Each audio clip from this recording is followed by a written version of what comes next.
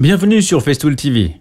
Je m'appelle Franck et aujourd'hui, je voudrais vous montrer comment raccourcir un cadre de porte au niveau du sol avec un outil oscillant, notre Vecturo OS 400. J'ai réalisé pour cela un support. Quand on pose un parquet massif ou stratifié, on glisse généralement les lames de parquet sous le cadre de porte. En règle générale, les cadres de porte n'ont pas une forme compliquée. Il est possible de découper les lames en fonction de la forme, mais on obtient toujours un meilleur résultat du point de vue esthétique en faisant glisser les lames de parquet ou la moquette sous les cadres de porte.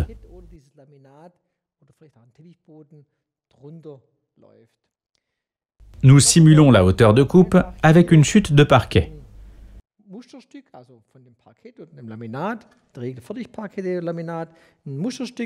J'ai par ailleurs besoin d'une lame de scie à bois. Le cadre de porte dispose généralement d'un recouvrement plastique, mais derrière se trouve un panneau aggloméré, si bien qu'il est parfaitement possible d'utiliser une lame de scie spéciale bois avec un marquage jaune sur l'emballage.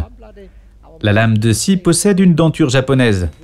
Elle est très affûtée et coupante, ce qui assure une progression de travail rapide. Les lames de scie spéciale bois existent en plusieurs tailles. Il y a au total 4 tailles pour différentes applications. Dans le cas présent, je choisis la petite lame de scie étroite afin de pouvoir suivre les différents contours. Pour monter la lame, je tire le levier.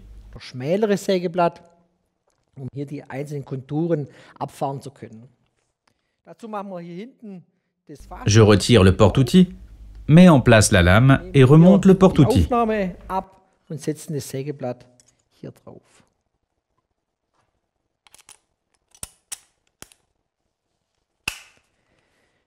Le problème est de déterminer la bonne profondeur. Il existe pour cela une butée d'arrêt qui peut être fixée à la machine au moyen d'un adaptateur.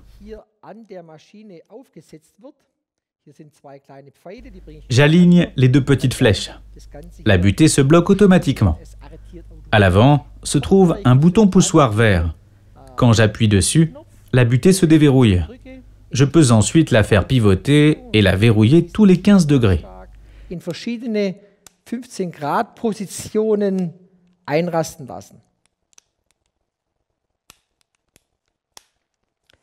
J'ai ici une butée de profondeur ponctuelle.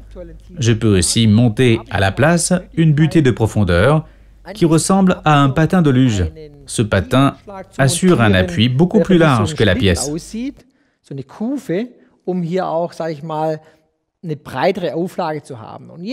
Le choix de la butée dépend du type d'application. Dans le cas présent, je choisis la version patin. J'introduis le patin et règle la distance en appuyant sur le bouton vert sur le côté. Dès que je relâche le bouton, la butée de profondeur se bloque.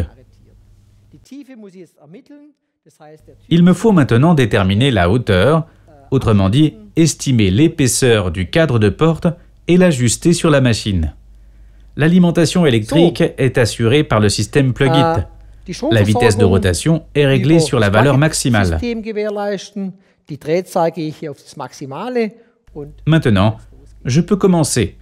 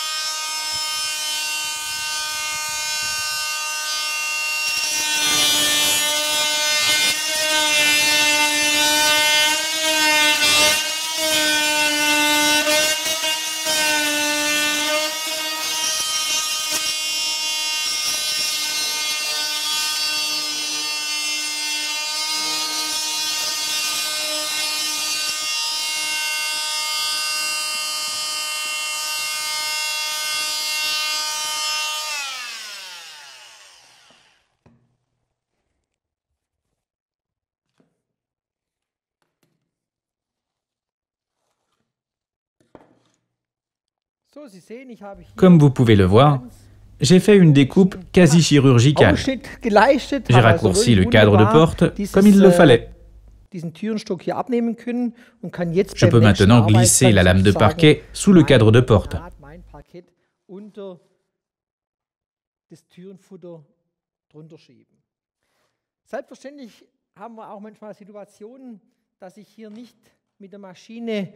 Il existe aussi des situations dans lesquelles la machine est trop longue pour pouvoir la tenir à l'horizontale. Dans un tel cas, je peux la régler différemment, comme expliqué précédemment. Je peux modifier la position du patin et faire pivoter la lame de scie sur le côté.